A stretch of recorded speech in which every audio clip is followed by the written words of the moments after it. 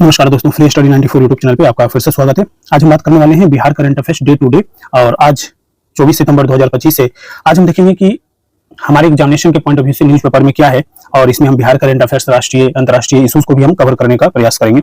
सबसे पहला न्यूज हम डिस्कशन करेंगे कि मुख्यमंत्री बिहार के हैं नीतीश कुमार जी। इन्होंने जो है ना एक लक्ष्य रखा है कि अगले 5 वर्षों में 1 करोड़ नौकरी और रोजगार देने की बात कही है। ठीक है, तो ये सारी चीजें हम बात करेंगे। और इन्होंने कहा कि देखिए, पीछे विगत वर्षों में जो है 20 लाख का वादा हमने किया था और 50 लाख जो है लोगों को हमने रोजगार दिया है। ठीक है, तो संभवतः जो है ना ये सारी चीजें कहीं ना कहीं आपको याद रखना चाहिए। ठीक है, याद इसलिए रखना चाहिए क्योंकि अगर आपसे जो है ना मेंस एग्जामिनेशन में, ठीक है, चीजें पूछी जाती है तो आप इस तरीके से डेटा आप लिख सकते हो। ठीक है, क्योंकि सरकार का ऑथेंटिक डेटा होता है। ठीक है, इसके साथ साथ हम बात करेंगे कि आईआईटी पटना के 21 प्रोफेसर दुनिया के शीर्ष 2% वैज्ञानिकों के लिस्ट में जो है ना शामिल हैं। तो ये बहुत बड़ी उपलब्धि है। ठीक है, 21 प्रोफेसर हैं आईआईटी पटना के, उनको शामिल किया गया है शीर्ष दुनिया के जो है ना शीर्ष 2% वैज्ञानिकों की लिस्ट में। ठीक है, इसके साथ साथ हम बात करेंगे कि मोहनलाल को दादा साहेब फाल्के पुरस्कार दिया गया है, वो तो ऑलरेडी हमने डिस्कशन किया था। इसके साथ साथ रानी चंद को सर्वश्रेष्ठ अभिनेत्री का पुरस्कार दिया गया। ठीक है, तो जो भी मुख्य पुरस्कार जो विजेता हुए हैं उनके विवरण पे हम बात कर लेंगे। पुरस्कार है दोस्तों, ये 71वें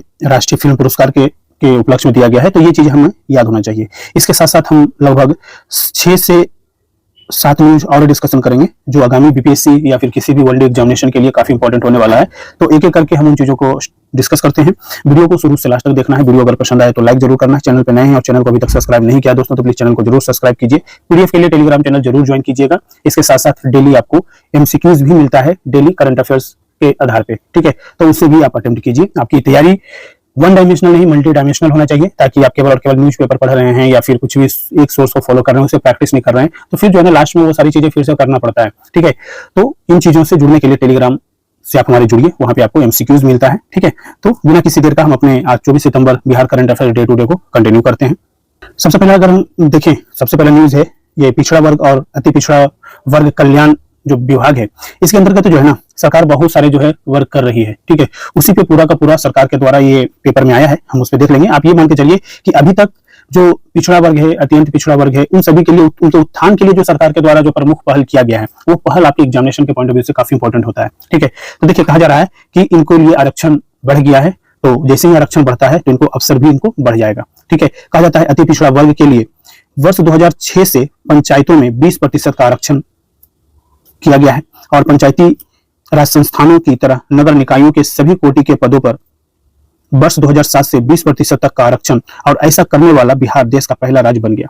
ठीक है, ये सारी चीजें इसलिए आपको ध्यान रखना है क्योंकि ये स्टैटिक आपका जो है ना बिहार का जीके है। ठीक है, जब आपसे ये कमीशन पूछ सकता है कि पंचायती राज में महिलाओं को 50% का आरक्षण कब दिया गया था, 70वीं बीपीएससी का आप पेपर पलट करके देखिएगा, पीवाईक्यू, आपको समझ में आ जाएगा कि ये सारी चीजें क्यों हमारे लिए इंपॉर्टेंट है। तो ये डेटा क्यों नहीं आपसे पूछ सकता है कमीशन, समझ रहे हैं ना। तो बीपीएससी में फैक्चुअल इन्फॉर्मेशन का बहुत इंपॉर्टेंस होता है, आपको ये सारी चीजें समझना होगा। ठीक है, नेक्स्ट कहा जा रहा है कि वर्ष 2016 से न्यायिक सेवा में जुडिशियरी सर्विसेज की बात कर रहा है कि सीधी नियुक्ति हेतु अत्यंत पिछड़ा वर्ग के लिए 21% और पिछड़ा वर्ग के लिए 12% आरक्षण की बात किया गया है। ठीक है, तो ये 4 सारी चीजें आपको ध्यान रखना है।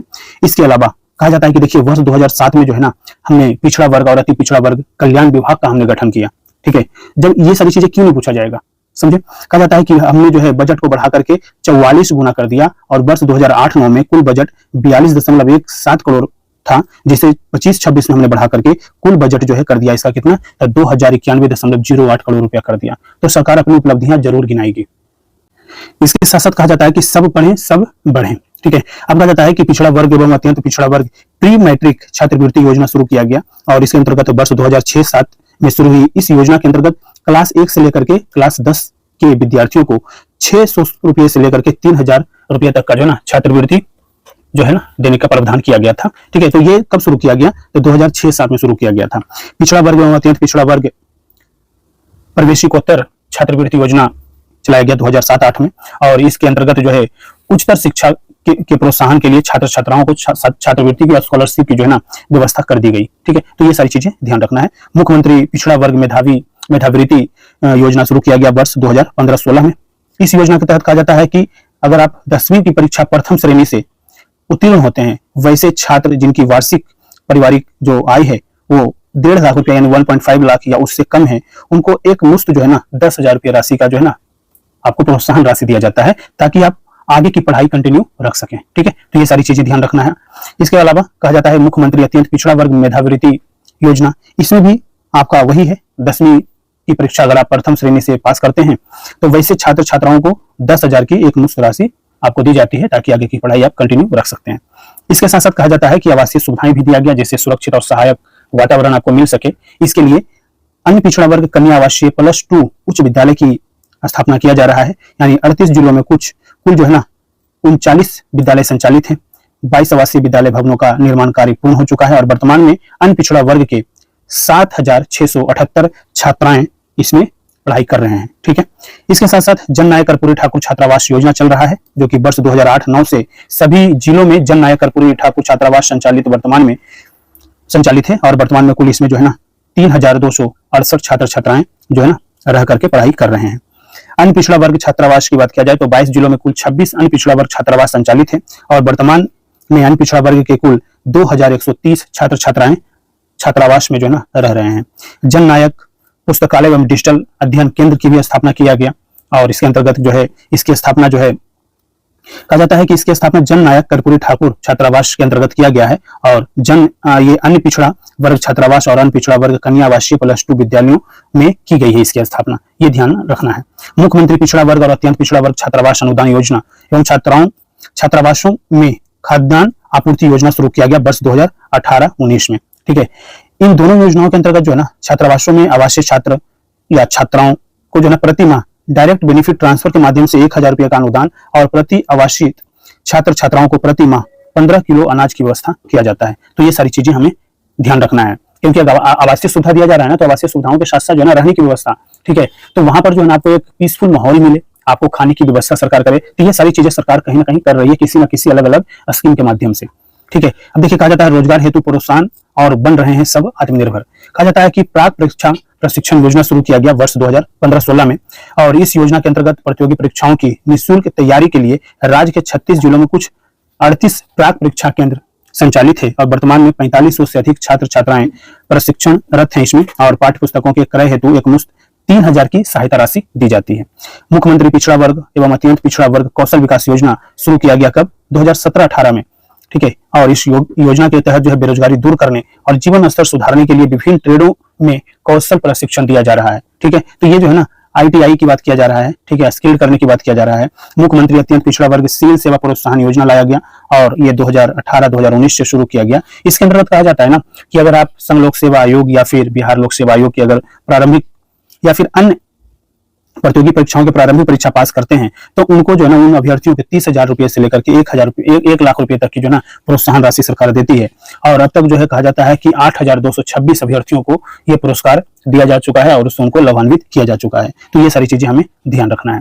मुख्यमंत्री अति पिछड़ा वर्ग उद्यमी योजना 2020 में शुरू किया गया और इसके अंतर्गत कहा जाता है कि स्वरोजगार के लिए युवाओं को 10 लाख रुपए की सहायता राशि जिसमें 5 लाख अनुदान और 5 लाख ब्याज मुक्त ऋण दिया जा रहा है और अब तक अति पिछड़ा वर्ग के 10,183 और पिछड़ा वर्ग के 5,103 युवा इसके माध्यम से लाभान्वित हो चुके हैं। तो ये सारी योजनाएं जो है ना काफी इंपॉर्टेंट है। और मुख्यमंत्री व्यवसायिक पाठ्यक्रम मार्गदर्शन एवं उत्प्रेरण योजना शुरू किया गया वर्ष 2021-22 में और इसके तहत प्रबंधन हो, विधि हो यानी मैनेजमेंट या फिर लॉ आदि व्यावसायिक पाठ्यक्रमों और उच्च शैक्षणिक या रोजगार परक पदों के लिए निःशुल्क मार्गदर्शन एवं तैयारी कराया जा रहा है और इसके लिए जो है ना एक मुफ्त 3,000 रुपए की प्रोत्साहन राशि दी जाती है और अब तक 5200 से अधिक छात्र छात्राएं इससे जो है लाभान्वित हो चुके हैं।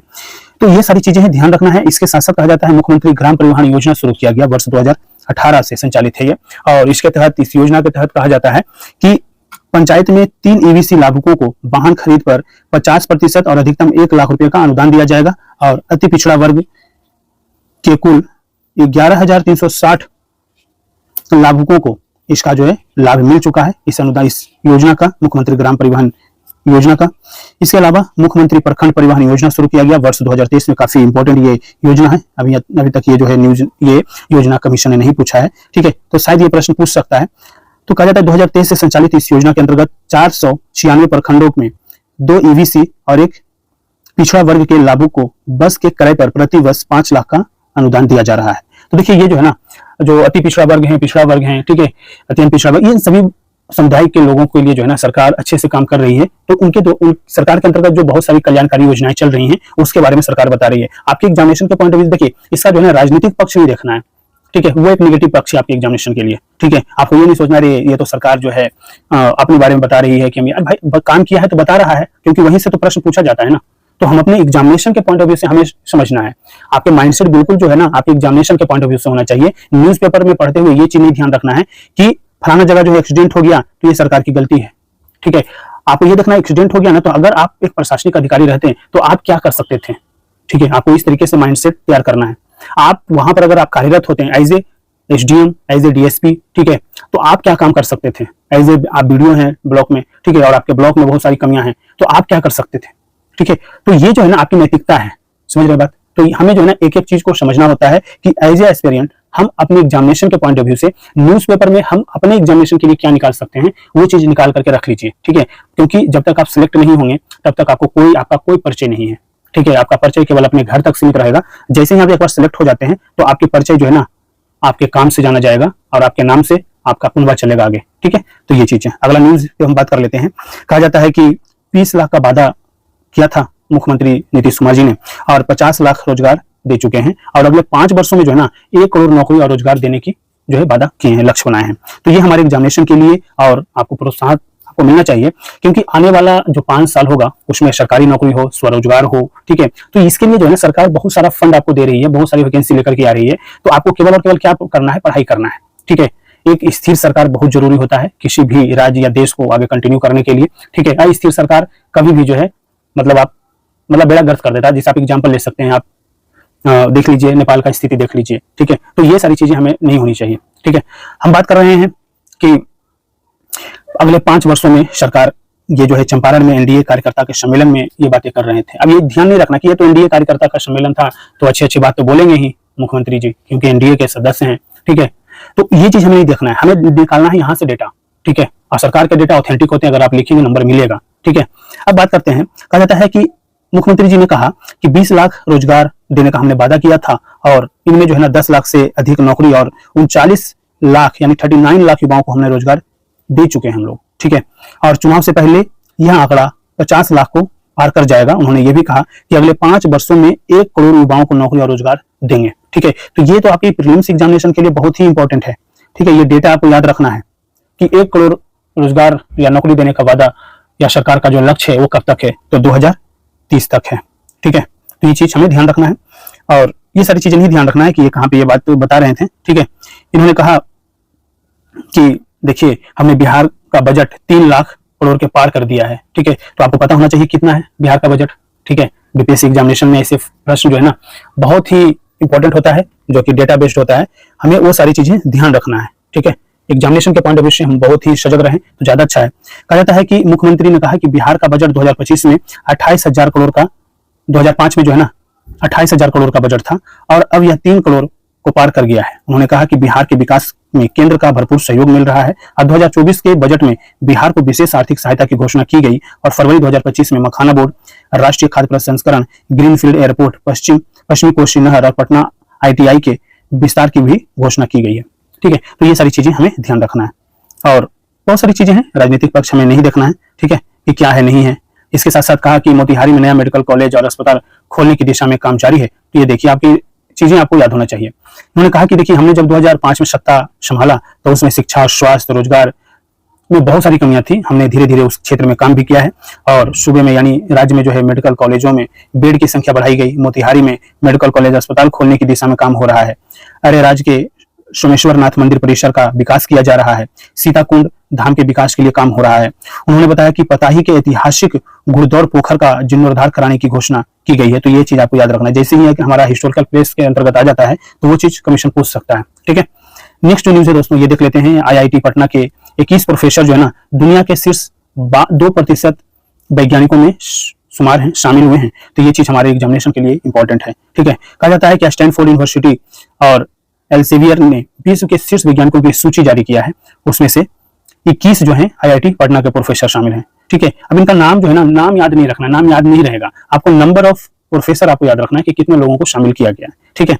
तो ये चीज ध्यान रखना है क्योंकि ऑलरेडी जो है ना कहीं हमें समझना पड़ता है। आईआईटी पटना ने ये बहुत बड़ी आईआईटी पटना के लिए बहुत बड़ी उपलब्धि है। और एनआईआरएफ रैंकिंग में बेहतर प्रदर्शन करने के बाद अब यहाँ प्रोफेशनलों के विश्व की सबसे प्रतिष्ठित वैज्ञानिकों की सूची में अपना नाम दर्ज करा लेना, ये भी बहुत बड़ा मुकाम हासिल किया है पटना आईआईटी ने। ठीक है, तो ये चीज हमें ध्यान रखना है। ठीक है, अगला जो न्यूज है दोस्तों, ये कहा जा रहा है बिहार ने 5 स्वर्ण समेत 14 पदक जीता है। कहाँ पे? तो झारखंड के रांची में जो है ना 36वीं पूर्वी क्षेत्र जूनियर नेशनल एथलेटिक्स प्रतियोगिता में मंगलवार को जो है बिहार के एथलीटों ने 5 स्वर्ण, 5 रजत और 4 कांस्य समेत 14 जो है ना पदक हासिल किया है। और बिहार जो है 93 अंकों के साथ शीर्ष पर काबिज है फिलहाल। वहीं पश्चिम बंगाल 63 अंकों के साथ दूसरे नंबर पर और झारखंड 62 अंकों के साथ तीसरे स्थान पर काबिज है। ठीक है, तो हमारे एग्जामिनेशन के पॉइंट ऑफ व्यू से ये चीज ध्यान रखना है। आगे चलते हैं, अगला जो न्यूज है ये कहा जा रहा है मुख्यमंत्री रोहतास जिले के अंतर्गत 921 करोड़ की लागत से 124 योजनाओं का जो है शुभारंभ शिलान्यास करेंगे। उनमें से कुछ चीजें आपको ध्यान रखना है। सबसे पहले अगर हम बात करें यहाँ पे तो देखिए कुछ न्यूज है जो ध्यान रखना है। जैसे 25 करोड़ 98 लाख की लागत से जो है ना इंद्रपुरी जलाशय के पास पर्यटन हाट का निर्माण किया जा रहा है। ठीक है, तो ये चीज हमें ध्यान रखना है। इसके अलावा अगर हम देखें तो कहा जाता है कि 2 करोड़ 67 लाख की लागत से कोक्स में पुराने बस स्टैंड की जगह नए बस स्टैंड का निर्माण किया जाएगा रोहतास में। ठीक है, इसके साथ साथ यहाँ पर जो है रोहतासगढ़ आप पढ़ते हुए, ठीक है, रोहतासगढ़ किला होते हुए जो है ना चौरासन मंदिर तक पथ का निर्माण भी किया जा रहा है। तो ये चीजें आपको देख लेना है। ठीक है ना, ये सारी चीजें आपको एक बार देख लेना है ताकि आपके एग्जामिनेशन के लिए कुछ चीजें यहाँ से निकल करके आ सकता है सामने। कहा जाता है कैमूर जिला के अंतर्गत जो है 980 करोड़ 15 लाख की लागत से कुल 178 योजनाओं का जो है आज उद्घाटन शिलान्यास करेंगे। ठीक है, उसमें से जो है जमनिया से ककरैत गंगा जल उदय सिंचाई योजना के बारे में, ठीक है, याद रखना है। ठीक है, ये बहुत ही इंपॉर्टेंट फैक्ट है, ध्यान रखना है आपको। और यहाँ पे आप देखेंगे कि ये चीजें ऑलरेडी हमने बताया, ऊपर भी रोहतास में भी ये चीजें हुई है। ठीक है, तो ये सारी चीजें एक ही हैं दोनों। ठीक है ना, ध्यान रखना है। इसके अलावा जो नेक्स्ट न्यूज है दोस्तों, ये कहा जा रहा है पटना हवाई अड्डे पर बिहार एम्पोरियम का शुभारंभ किया गया। कहाँ पे? तो बिहार के पटना हवाई अड्डे पर, ध्यान रखना है। ठीक है, बिहार के पारंपरिक उत्पादों को वैश्विक पहचान दिलाने के लिए मंगलवार को पटना एयरपोर्ट पर बिहार एम्पोरियम का शुभारंभ किया गया। कहाँ पे? याद रखना, एयरपोर्ट का नाम, जगह याद रखना है। ठीक है, अंतर्राष्ट्रीय विमान सेवा शुरू होने से पहले एयरपोर्ट के प्रस्थान टर्मिनल में उद्योग विभाग की ओर से राज्य के पारंपरिक हस्तशिल्प जैसे मधुबनी पेंटिंग, सिक्की शिल्प, मंजूषा कला, सिरेमिक शिल्प, टिकली पेंटिंग, पत्थर और लकड़ी के नक्काशी और अन्य उत्पाद बिक्री के लिए उपलब्ध यहाँ पे रहेंगे। ठीक है, एम्पोरियम से बिहार की कला और संस्कृति को वैश्विक पहचान दिलाने की पहल है ये, और इसका शुभारंभ जो है उद्योग मंत्री नीतीश मिश्रा ने किया है। उन्होंने कहा कि बिहार एम्पोरियम से राज्य के शिल्पकारों को नया बाजार मिलेगा। देश विदेश से आने वाले जो यात्री हैं जब बिहार की हस्तशिल्प वस्तुओं को देखेंगे और खरीदेंगे तो इससे हमारी संस्कृति का प्रचार प्रसार होगा। यह पहल आत्मनिर्भर बिहार की दिशा में एक सशक्त कदम है। ठीक है, तो ये चीज आप खुद देखिए कि इससे क्या होगा, रोजगार बढ़ेगा। ठीक है ना, सरकार यही तो चाहती है, इसीलिए तो कह रही है ना कि अगले 2025 से लेकर के 2030 तक यानी अगले 5 वर्षों में हम कितना रोजगार और नौकरी दे देंगे, 1 करोड़। ठीक है, ये लक्ष्य रखा है सरकार ने। ठीक है, तो ये सारी चीजें जो हमें ध्यान रखना है।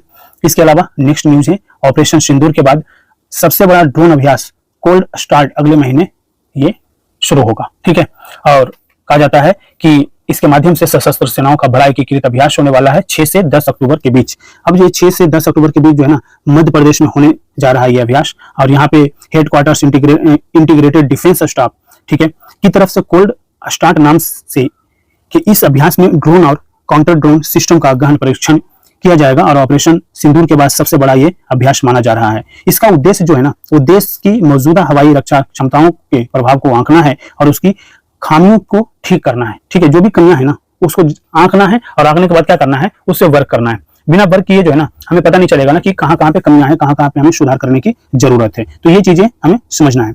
इसके अंतर्गत कहा जाता है कि ऑपरेशन सिंदूर से मिले सबक और दुश्मन से एक कदम आगे रहने की रणनीति पर तीनों सेनाएं काम करेगी। ठीक है, अभ्यास में उद्योग भागीदार, अनुसंधान और विकास संगठन, शैक्षणिक संस्थाएं भी इसमें शामिल होंगे, हिस्सा लेंगे और सेना का किफायती और उच्च तकनीकी क्षमता से लैस ड्रोन बेस तैयार करने का लक्ष्य रखा गया है। और इसके साथ साथ बेजोड़ एयर डिफेंस सिस्टम और काउंटर यूएस बनाने की योजना पे काम चलेगा। और आपको पता होना चाहिए कि 15 अगस्त 2025 को सुदर्शन चक्र नाम से जो है ना हमारा एक डिफेंस वेपन्स हम लोग जो है ना बनाने वाले हैं। वायु रक्षा प्रणाली डेवलप करने की बात प्रधानमंत्री मोदी जी ने कहा था, इसको लेकर के भी जो है काम चल रहा है। तो ये सारी चीजें हमारी एग्जामिनेशन के पॉइंट ऑफ व्यू से इंपॉर्टेंट है, ध्यान रखना है। अब कहा जा रहा है ना कि पहली बार देश से बाहर भारतीय प्राइवेट कंपनियां बनाएंगी बख्तरबंद वाहन। ऑलरेडी हमने बात किया था 22 सितंबर वाले डिस्कशन में आप देखेंगे तो ये चीज हमने डिस्कशन कर लिया है। ठीक है, तो इसका जो ये पहली बार है जो देश के बाहर हो रहा है, प्रमोट हो रहा है, वो कहाँ पे हो रहा है, ठीक है, वो मोरक्को में हो रहा है। याद रखना है, जगह का नाम आपके लिए बहुत इंपॉर्टेंट है। ठीक है, यानी पहली बार देश से बाहर भारतीय प्राइवेट कंपनी बख्तरबंद वाहन बनाएगी और मोरक्को के बेरे चीड़ में रक्षा मंत्री जो है ना राजनाथ सिंह और उनके मोरक्को समकक्ष अब्देल लतीफ लाउदी ने मंगलवार को विनिर्माण संयंत्र का उद्घाटन किया और संयंत्र में जो है व्हील आर्म्ड प्लेटफॉर्म का उत्पादन किया जाएगा और टाटा एडवांस सिस्टम लिमिटेड ने इसे रक्षा अनुसंधान विकास संगठन डीआरडीओ के साथ मिलकर के बनाया है। 20,000 वर्ग मीटर में फैला यह संयंत्र आत्मनिर्भर भारत पहल के तहत देश की रक्षा उद्योग की बढ़ती वैश्विक उपस्थिति का परिचायक है और यह मोरक्को का सबसे बड़ा ऐसा संयंत्र भी है। तो याद रखना है, ये बहुत ही इंपॉर्टेंट है। ठीक है, राजनाथ सिंह जो है हमारे रक्षा मंत्री, इन्होंने कहा कि मेक इन इंडिया के साथ साथ हम मेक विद फ्रेंड्स और मेक फॉर द वर्ल्ड पर भी काम कर रहे हैं। ठीक है, तो ये सारी चीजें आपको जो है ना, ये शब्दावली आपके लिए इंपॉर्टेंट है। कोटेशन बहुत इंपॉर्टेंट होता है। जब कई बार आप मेंस के आंसर राइटिंग करते हैं, निबंध लिखते हैं, तो वहां पर जो है कोट करने में आपको सहूलियत होती है। ठीक है, ध्यान रखना है।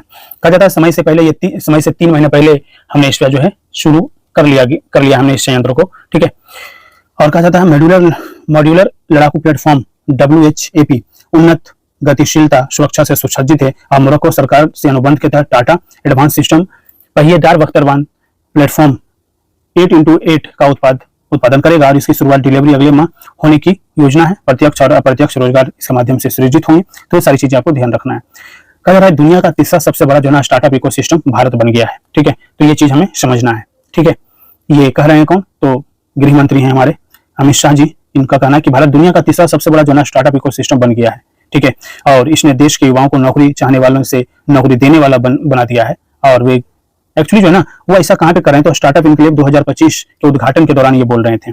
ठीक है, और थीम क्या है स्टार्टअप कॉन्क्लेव 2025 का? तो एलिवेट, इनोवेट और एक्सेलरेट। ठीक है, याद रखना है, एलिवेट, इनोवेट और एक्सेलरेट रखा गया है। ठीक है, कहा जाता है स्टार्टअप इंडिया अभियान के परिणाम जो है ना, जो शुरू किया गया था उसका परिणाम दिखने लगा है अब, इनका कहना ऐसा। और आज जो है भारत में 1.92 लाख स्टार्टअप्स हैं और उन्होंने कहा कि देखिए 2014 में हमारे पास केवल 500 स्टार्टअप हुआ करता था और आज हमारे पास 1.92 लाख स्टार्टअप्स पंजीकृत हैं। 2014 में हमारे पास 4 यूनिकॉर्न थे और अब हमारे पास 120 ऐसे प्रतिष्ठान हैं जिनका संयुक्त बाजार मूल्य 350 मिलियन अमेरिकी डॉलर से अधिक हो चुका है। तो ये बहुत बड़ा जो है ना अचीवमेंट है। ठीक है, क्योंकि स्टार्टअप जो होता है रोजगार परख होता है, बहुत ज्यादा रोजगार यहाँ से निकलते हैं। महिलाओं के 48% स्टार्टअप्स हैं, बताइए। ठीक है, कुल स्टार्टअप्स में 52% टीयर 2 और टीयर 3 शहरों में है। उन्होंने कहा कि कुल स्टार्टअप्स में से 48% महिलाओं द्वारा शुरू किए गए हैं। स्टार्टअप्स इकोसिस्टम ने 17.9 लाख लोगों को रोजगार दिया है। केंद्रीय मंत्री ने यह भी कहा कि औसतन सालाना 17,000 स्टार्टअप स्थापित किए गए हैं और इनमें से 9,000 टीयर 2 और टीयर 3 शहरों में स्थापित किया गया। तो ये चीजें हमें ध्यान रखना है। ठीक है, अगला जो न्यूज है दोस्तों, ये कहा जा रहा है कि डेम्बेले बने बैलन डी और विजेता और बोनमाटी ने हैट्रिक से इतिहास रचा है। ठीक है, तो हमारे एग्जामिनेशन के पॉइंट ऑफ व्यू से ये चीजें ध्यान रखना है। और किनको किनको मिला है पुरस्कार? तो सर्वश्रेष्ठ अंडर 21 खिलाड़ियों के लिए कोपा ट्रॉफी लामिन यामल और विकी लोपेज ने जीता है। सर्वश्रेष्ठ गोलकीपर के लिए यासिन ट्रॉफी इतालवी गोलकीपर चेल्सी की हन्ना हैमिल्टन को यह प्रदान किया गया है। सर्वश्रेष्ठ स्कोरर के लिए गर्ड मुलर ट्रॉफी स्वीडन के स्ट्राइकर विक्टर ग्योकेरेस और बार्सिलोना की फॉरवर्ड इवा पाजोर को महिला वर्ग में प्रदान किया गया है। पीएसजी के कोच लुइस एनरिक को वर्ष के सर्वश्रेष्ठ पुरुष कोच जबकि इंग्लैंड की सरीना बिग मैन को महिला कोच का पुरस्कार दिया गया है। पीएसजी और आर्सेनल वर्ष के सर्वश्रेष्ठ पुरुष और महिला क्लब में चुने गए हैं। तो ये चीज हमारे एग्जामिनेशन के पॉइंट ऑफ व्यू से याद रखना है।